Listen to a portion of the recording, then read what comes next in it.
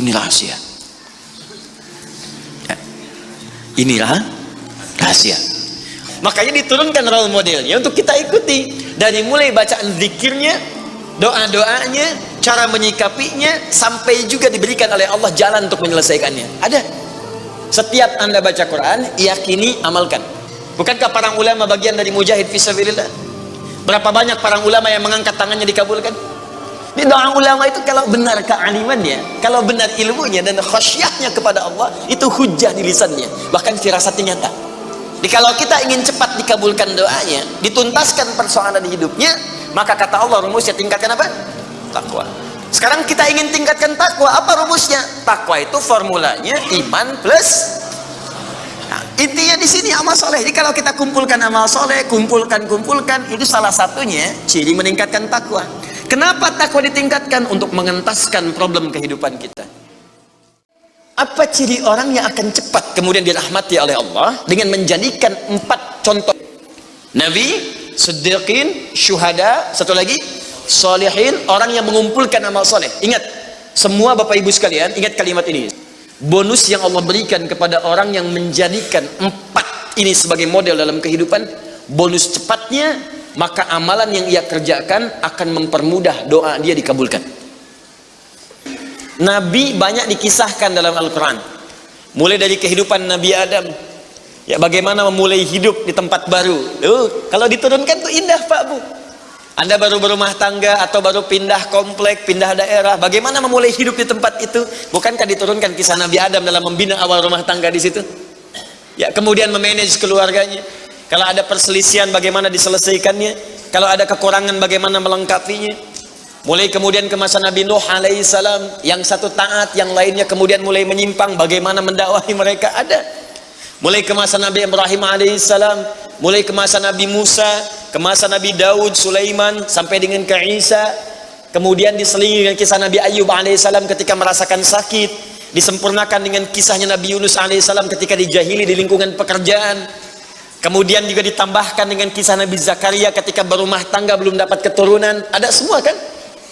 Siapa yang nggak pernah sakit di sini? Pasti sakit. Bukankah ada yang sudah berkeluarga belum ada keturunan? Pasti ada. Bukankah ada orang yang kemudian berbisnis ada banyak saingan yang kadang melukai? Pasti ada. Makanya diturunkan role modelnya untuk kita ikuti. Dari mulai bacaan zikirnya, doa-doanya, cara menyikapinya, sampai juga diberikan oleh Allah jalan untuk menyelesaikannya. Ada. Dan yang paling indah, semua aktivitas nabi-nabi itu semuanya dikumpulkan oleh Allah, kepribadiannya, keteladanannya pada satu orang nabi saja, Nabi Muhammad sallallahu alaihi wasallam. Sedikit itu sederhana. Setiap Anda baca Quran, yakini, amalkan. Sedikit tuh. Misal, saya mau baca dulu nih. Saya pengen jadi orang ikhlas, baca Al-Ikhlas. Misal, Qul huwallahu ahad, Allahus samad, lam yalid wa lam yakul lahu. Lihat terjemahannya, lihat keterangannya, yakini itu, jangan ragu. Dan praktekkan dalam hidup. Qul huwallahu ahad, katakan hanya Allah yang esa. Sudah, berarti jangan katakan yang lain-lain. Komit dengan tauhid itu. Komit dengan keislaman kita. Jaga betul dengan baik. Allahus samad, Allah tempat bergantung. Serahkan semua urusan kepada Allah. Ada masalah, minta sama Allah, berdoa. Sakit, berdoa sama Allah. Punya persoalan, gantungkan diri kepada Allah. Ikhtiar. Itu ketika kita amalkan seperti itu, baru begitu saja, itu langsung turun sebuah keterangan dari Nabi sallallahu alaihi wasallam. Jika Anda mampu mengamalkan satu surah ini saja, ini rahasia. Ya. Inilah rahasia. Ada seorang sahabat, hadisnya sahih, dikutip kemudian oleh Sayyid Qutb dalam kitabnya Al-Aqaid Al-Islamiyah. Syekh Muhammad Nasruddin Al-Albani pun mensahihkan hadis ini. Ketika Nabi selesai kemudian menunaikan salat, terdengar seseorang berdoa. Perhatikan doanya. Doanya menggunakan pembuka surat Al-Ikhlas.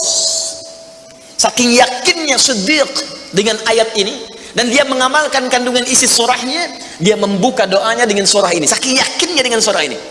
Perhatikan kalimatnya. Allahumma ushhidu bi annaka antal ahadus samad alladzi lam yalid wa lam yulad wa lam yakul lahu kufuwan ahad. Allahumma inni as'aluka an taghfira liya. Hadisnya sahih. Kata orang ini, ya Allah, saya menyaksikan, meyakini ya Allah, bahwa hanya Engkau satu-satunya Tuhan yang layak dipertuhankan dan disembah. Aku meyakini bahwa satu-satunya Engkau adalah Tuhan yang menjadi tumpuan dalam setiap permohonan. Engkau tidak beranak dan tidak diperanakan, dan tidak ada sekutu bagimu. Aku nggak minta banyak ya Allah, aku hanya mohon ampuni dosa-dosaku. Begitu selesai kalimat itu diucapkan, terdengar oleh Nabi. Apa keterangan Nabinya? Perhatikan kalimatnya. Ya fulan, tahu nggak Anda itu baru mengucapkan kalimat apa tadi? Apakah engkau paham? Engkau baru mengucapkan kalimat apa tadi dalam berdoa? Kata orang ini, wallahu wa rasuluhu a'lam. Ya Rasul, saya nggak paham apa yang dimaksudkan kecuali Allah dan Rasul yang lebih mengetahui. Maka apa jawab Nabi? Laqad da'auta bi asma'illahil a'zam. Diriwayat lain, bismillahil a'zam. Idza du'iya biha ajab wa idza su'ila biha a'ta. Tahukah Anda? Kata Nabi, Anda baru saja berdoa dengan menyebutkan dengan yakin semua sifat-sifat Allah yang maha tinggi. Nama-nama Allah yang tertinggi. Nama Allah yang tertinggi, nama tauhidnya Al-Ahad, nama tertinggi. Karena dengan itulah nama ini Allah ditakdiskan, dikuduskan. Dengan nama ini Allah disembah, dan dengan nama ini Allah dipertuhankan. Kata Nabi, Anda baru berdoa dengan menyebutkan nama Allah yang paling tinggi, yang kalau disebutkan nama itu di awal doa, maka semua doa yang disampaikan akan dikabulkan, semua permintaan akan dijawab. Tapi apakah semua orang yang membaca doa itu diawali dengan surah tadi akan dijawab? Belum tentu. Kalau tidak ada praktek sedikit dalam jiwanya. Ini orang dulu minta dijawab, orang sekarang sama kalimatnya. Usyhadu bi annaka antallahul ahad, as-samad, alladzi lam yalid wa lam yulad wa lam yakul lahu kufuwan ahad. Ya Allah, lancarkan rezeki saya. Tetap aja lambat dari atas. Kenapa? Karena inti ayat itu tidak dipraktekkan dulu. Diyakinkan dalam jiwa kita, benarkan ayat itu, amalkan, pakai dalam doa. Jadi, dan itu buktinya. Syuhada nggak usah ditanya, orang-orang para syuhada itu bahkan sebelum wafatnya diberikan jalan-jalan kemudahan oleh Allah. Bahkan sebelum wafat kalau benar syahidnya, itu banyak doanya yang dikabulkan. Bukankah para ulama bagian dari mujahid fisabilillah? Berapa banyak para ulama yang mengangkat tangannya dikabulkan? Imam Ahmad bin Hanbal pernah lewat, kemudian ada seorang mengatakan, Syekh, anak saya sakit, tolong doa kepada Allah. Kata Imam Ahmad, kamu ini doa-doa sendiri, katanya. Imam Ahmad ingin mengajarkan, kamu kan masih punya lisan, kamu masih punya kemudian kekuatan, minta dulu sama Allah supaya ada ikhtiar. Orang itu tiba-tiba pulang, ya dengan perasaan dia agak kecewa karena Imam Ahmad tidak mendoakannya. Ternyata ketika dia pulang, Imam Ahmad berdoa kepada Allah. Ya Allah, sembuhkan anak si fulan itu. Pulang, anaknya sembuh. Allahu Akbar.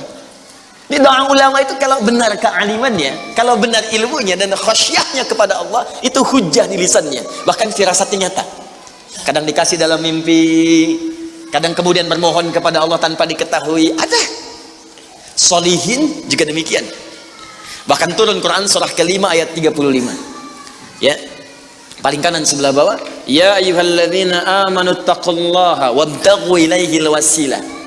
Hai orang-orang beriman, tingkatkan terus takwamu kepada Allah dan jadikan takwa itu sebagai wasilah untuk meminta kepada Allah dari apa yang engkau inginkan. Dan kalau Anda cari takwa di Quran, bentuknya amal soleh.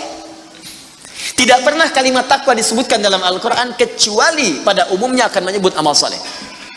Contoh, kalimat takwa pertama langsung disebutkan orangnya di Al-Baqarah ayat 2. Dzalikal kitabu la hudal lil.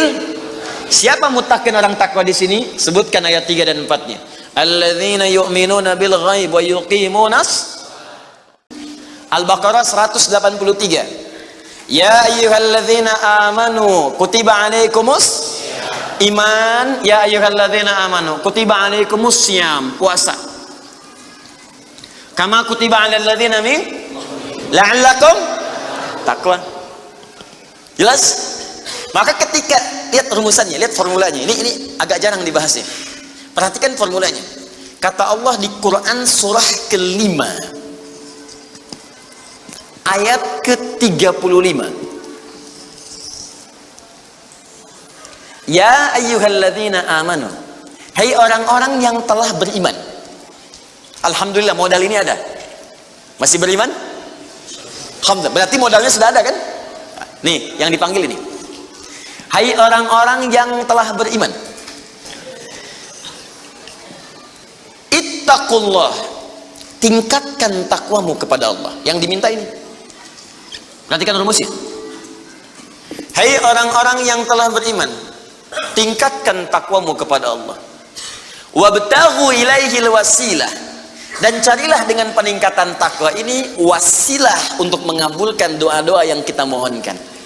Jadi kalau kita ingin cepat dikabulkan doanya, dituntaskan persoalan hidupnya, maka kata Allah rumusnya tingkatkan apa?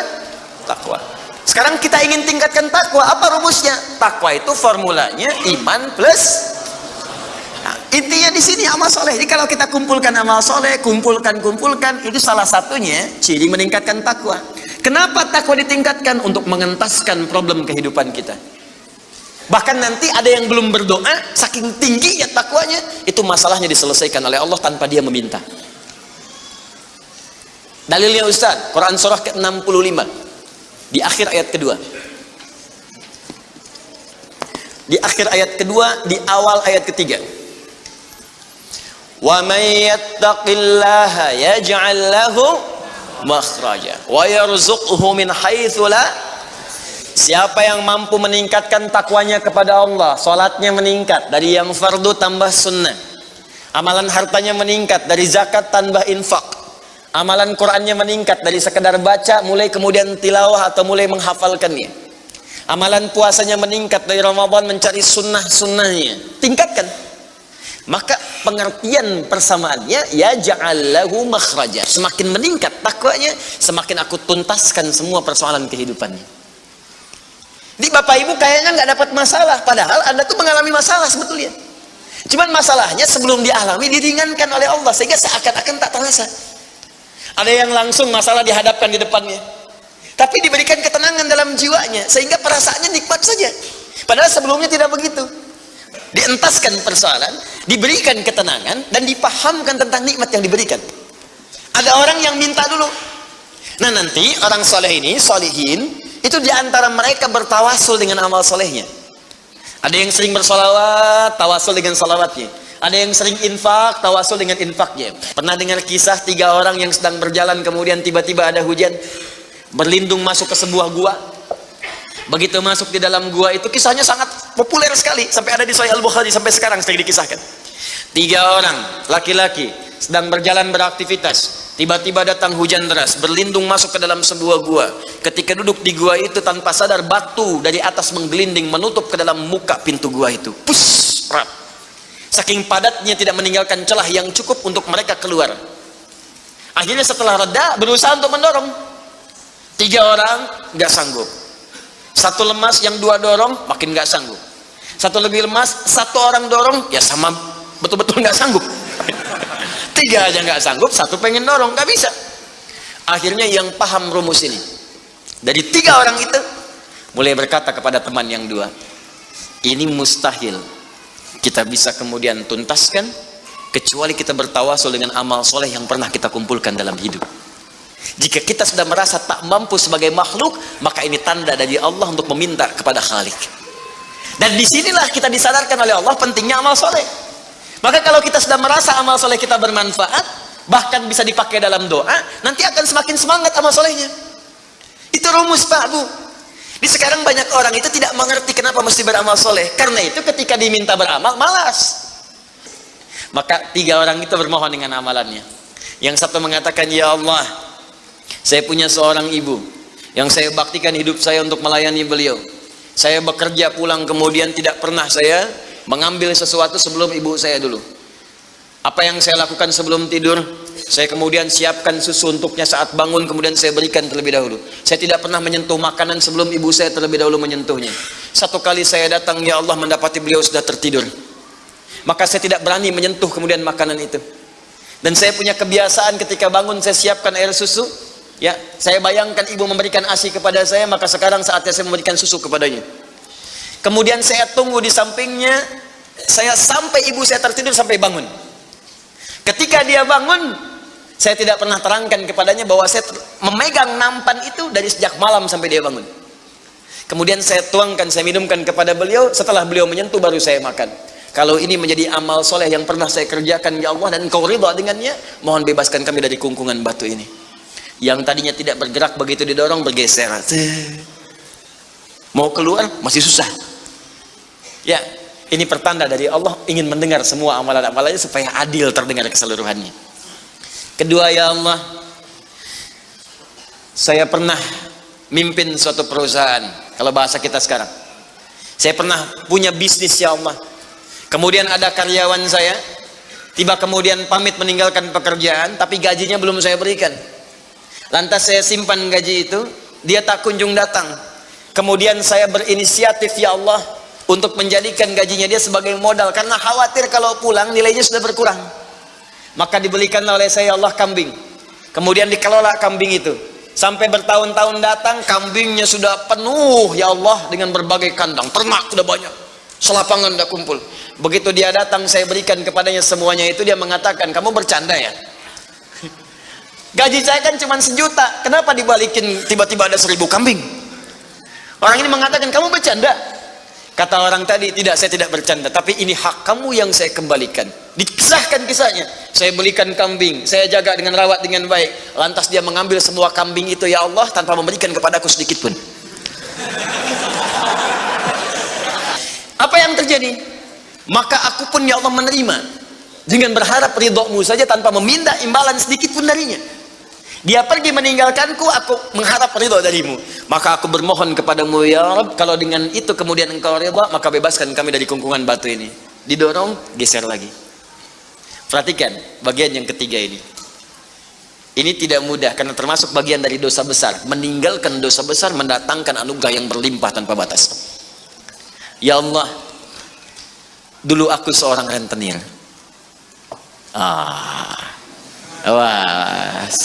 Banyak sekarang nih, ya, yang benjol-benjol, yang catat-catat. Dulu aku seorang rentenir, ya. Kemudian ya Allah, aku pinjamkan kepada orang-orang untuk mengambil bunga yang berlipat dan lebih banyak. Tapi aku mencintai seorang putri dari pamanku. Setiap aku lamar dia selalu menolak. Putrinya itu orang soleh Pak, Bu, baik. Makanya di Quran jelas orang soleh nggak akan dipertemukan dengan yang kurang baik. Tapi jangan pesimis dulu. Caranya jadi orang baik dulu, nanti akan diarahkan pada yang baik. Datang sendiri nanti. Ya. Maka apa yang terjadi? Satu saat aku punya kesempatan karena pamannya ternyata butuh modal, aku pinjamkan. Lama dia kemudian tidak bayar-bayar sampai menggelinding hutangnya begitu banyak terkumpul. Datanglah kemudian anak gadisnya kepadaku untuk minta keringanan. Maka aku katakan kepadanya, malam ini pun hutang bapakmu aku akan lunasi seluruhnya tanpa kecuali kalau malam ini engkau mau bergaul denganku. Maka anak perempuan itu sedih, merasa terancam, tapi tak mampu berbuat banyak untuk bapaknya. Dia pasrah kemudian mengiyakan. Di malam itulah sejak aku siap-siap untuk menggaulinya, tiba-tiba si gadis itu dengan fitrah lisannya mengatakan, nih kalau orang nggak pernah maksiat, ini kalimatnya itu tinggi sekali, besar, pengaruhnya banyak. Kata perempuan ini, ittaqillah, paman, bertakwalah kepada Allah. Satu kalimat di gadis itu menggetarkan pada jiwaku, melahirkan rasa takut yang sangat dalam. Aku lari meninggalkannya sambil mengatakan, sudah, bapakmu tak ada utang lagi padaku, dan aku lari meninggalkannya. Ya Allah, kalau dengan perbuatan itu engkau ridha yang menjadikan aku bertobat sampai sekarang, maka mohon ya Allah bebaskan kami dari kungkungan batu ini. Begitu mau didorong, batunya sudah menggelinding jauh meninggalkan mulut gua itu. Kumpulan amal saleh yang digunakan wasilah untuk berdoa terkadang akan cepat mampu mengabulkan apa yang kita mohonkan. Apalagi kalau yang dimintakan adalah pengalaman meninggalkan perbuatan maksiat yang besar.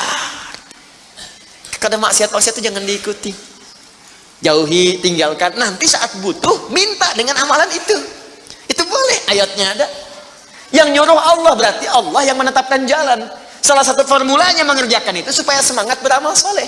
Amal soleh itu kan cuma 2. Kalau enggak if'al wala taf'al, do it, live it. Kerjakan, tinggalkan. Kerjakan salat, jauhi zina. Kerjakan kemudian infak, jauhi bohong. Kerjakan ini, tinggalkan ini. Anda cukup kerjakan, tinggalkan, dan dengan wasilah itu minta kepada Allah. Jelas sampai sini? Nah, ini mungkin doa banyak disampaikan tapi jarang terkabulkan karena pengertiannya terbalik. Yang ditinggalkan dikerjakan, yang dikerjakan ditinggalkan. Terus dengan pedenya minta, ya Allah mohon kabulkan. Susah. Kenapa? Naktas sauda. Ketika berbuat maksiat mulai ada penutup, kemudian dicawan hatinya. Mulai yang ringan dulu begini, sehingga saat cahaya akan masuk tidak tembus. Sedikit-sedikit, Allahu Akbar, Allahu Akbar. Dulu belum dengar adzan sudah ke masjid. Sekarang sudah dengar adzan masih belum semangat tuh ke masjid. Ini ada cawan nih yang ditutup. Makin keras lagi. Dulu masih nunggu qomat ke masjid, sekarang sudah qomat mau dekat waktu sholat berikutnya nggak ke masjid juga begini. Tapi kalau sudah begini, ini yang susah. Bahkan orang sholat pun masih disoal juga. Ngapain sholat? Tidak akan memberikan solusi. Soleh ya, ini udah begini, sulit. Karena itu ketika memohon kepada Allah, kalau makanannya haram, perangkatnya haram, maaf, minumannya haram, pakaiannya haram, itu anna yustajabu lidzalik, kata Nabi di hadis Muslim. Maka barangkali itu penyebab doa sulit dikabulkan. Bukan Allah nggak ngabulkan, ketika diberikan nggak tembus tuh, nggak masuk. Begini cara berpikirnya.